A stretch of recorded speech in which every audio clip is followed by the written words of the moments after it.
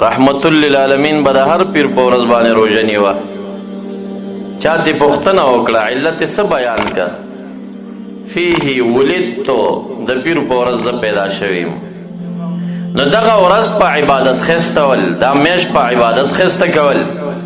دا رمضان شریف کې چې مخالفین د محفل میلاد هم د ختم پشپیو پروګرام جوړی، دا ولی؟ ځکه چې په هغې کې قرآن نازل دی. شهر رمضان الذي انزل فيه القرآن، په دې کې قرآن نازل دی، ځکه دې میاشتې ته شرافت دی. دا لیلة القدر چې افضله ده، ولی؟ انا انزلناه فی لیلة القدر، د لوح محفوظ نه بیت العزت اول اسمان ته په لیلة القدر کې نازل شوی دی، بیا په رمضان کې نازل شوی دی. نو د قرآن عظیم الشان دا نزول د وجه نه دا میاشت څومره برکتي شو، څومره یې موږ او تاسې د عامو میاشتو نه په ښه نظر ورته ګورو. او دې میاشت د ربیع الاول شریف کې صاحب قرآن رحمت للعالمین محمد مصطفی صلی الله علیه وسلم دنیا ته راغلی. عرب او عجم، دیوبند او بریل، بلکې د وهابیانو سرکرده ابن تیمیه هغه هم په اقتضاء صراط مستقیم کې وایي چې دا محفل د میلاد کم خلق جوړی د دې محبت ډیر زیات دی. مونږ د الله تعالی نه ورته د خیر کثیر امید ساتو چې الله تعالی به لوی اجر ورته ورکړي. نو دې محفلونو کې شکوک مه پیدا کوئ. یقین چې نوی انسان ته په عمل اجر نه میلاویږي. کچا محفل میلاد وکړو د ده ورکې شک و، دته اجر نشته. ګوري دا روژه چې ته کله نیسي که نه، تا ته اجر کله میلاویږي؟ من صام رمضان ایمانا واحتسابا، چې د ده یقین په دې خبره و چې دې کې ما ته اجر دی، او که دی شکي و ورکې چې اجر به وي که نه به وي، بیا ورته اجر نه میلاویږي. ذوق جدا خبره ده، خو تکلم به پې نه کوي. که ذوقا اعمال ورته مکسور او مردود ښکارېدل، هغه ښه یو عادت دی او ذوق دی که په چا کله کله راشي. لیلة القدر چا د شپې قیام وکړه، من قام لیلة القدر ایمانا واحتسابا غفر له ما تقدم من ذنبه. نو دا ایمان تصدیق ته ویلی شي. هر عمل به د یقین او د تصدیق په نیت چې یاره دې کې ما ته اجر میلاویږي، نو بیا به تا ته اجر میلاویږي. او که ته خلکو شکي کړی او دې کې به اجر وي که نه به وي، نو بیا ځان پکې مه ستړی کوه، بیا تا دپاره دې کې اجر نشته. ګوري نبی اکرم سید عالم صلی الله علیه وسلم مبارک د داسې محافلو په انعقاد باندې هغه خوشحالیږي، دې کې د هغوی یاد کېږي. ګوري او دا اعمال ټول پیش کېږي هغوی مبارکو ته. او د محبوب دا زړګی دا د کلکو نه کلک دی. ګورې خو کله کله ډېر باریک دی چې کله د ده مبارک بې ادبي وي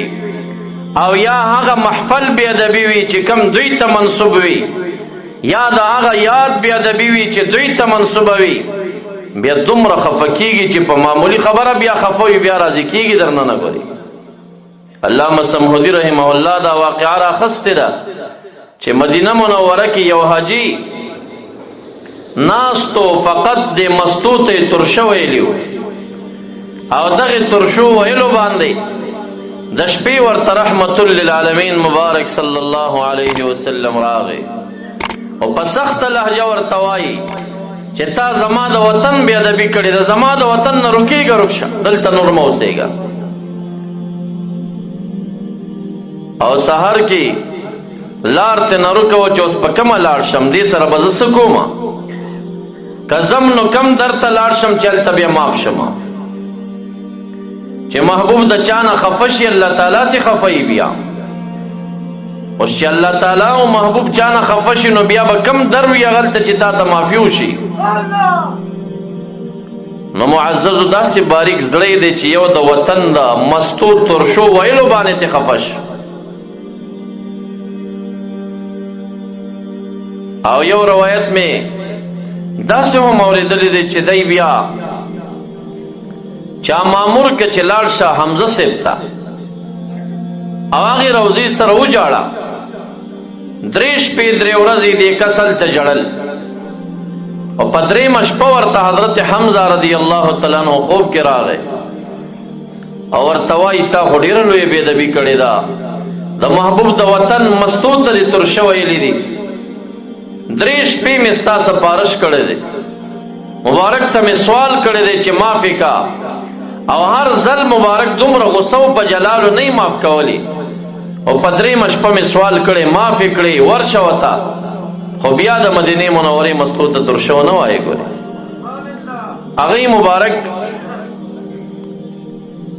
خفه کېږي په خپل وطن باندې م ګورې دا حالات هم هغوی ته پیش کېږي خپلو خپلوانو ته هم پیش کېږي مبارک ته هم د امت اعمال پیش کېږي رب کائنات ته هم پیش کېږي د پیر ورځ د زیارت ورځ په دې 2 ورځو خالق لا یزال ته اعمال پیش کېږي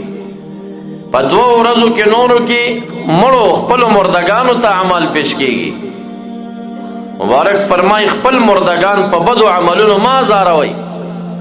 ته چې بد عمل کې ستا پلار او نیکه یا مور په قبر کې چې خبر شي چې دا عمل یو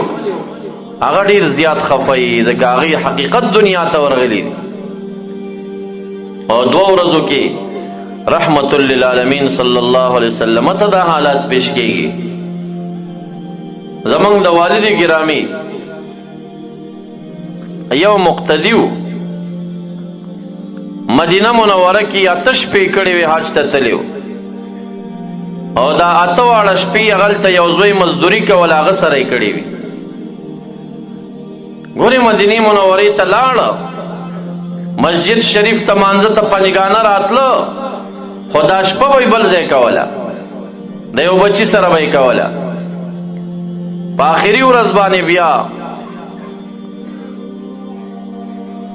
زوی ته وایي چې زه خو بلکل مسجد نبوي کې مې آرام ونه کړ ما خو مبارک خوب کې ونه لیده زه ملګو د کېږم چې راغی د یو ګنټې دپاره نور خو سفر دی روانګي کېږي چې څنګه آرام کوي رحمت للعالمین مبارک صلی الله علیه وسلم خوب کې ورته راغی نوم یې څه و خواجه څه و یار محمد حاجي سوزاده د دوی مقتدي و پاک انسان و مبارک ورته خوب کې راغی او په خوب کې ورته نوم اخلي ای فلانیه ته د کم ځای نه رالې زما وطن ته او ما سره د یوه شپه مو نه کړه ګیله ورته کوي هغې ورته عذر پیش کوي زما تمه شپه د زه راغلی یم وي 8 واړه شپې دې د خپل زوی په محبت کې کړي دي 8 شپې دې کړي خو زوی په مینه کې دې کړي ما څه خو دې نه ده کړي ما څه د یوه شپه هم نه ده کړي دومره باریک زړی دی چې د خپلو عاشقانو نه بیا په دغسې معمولي خبره باندې ګیلهمن شي هلته مونږ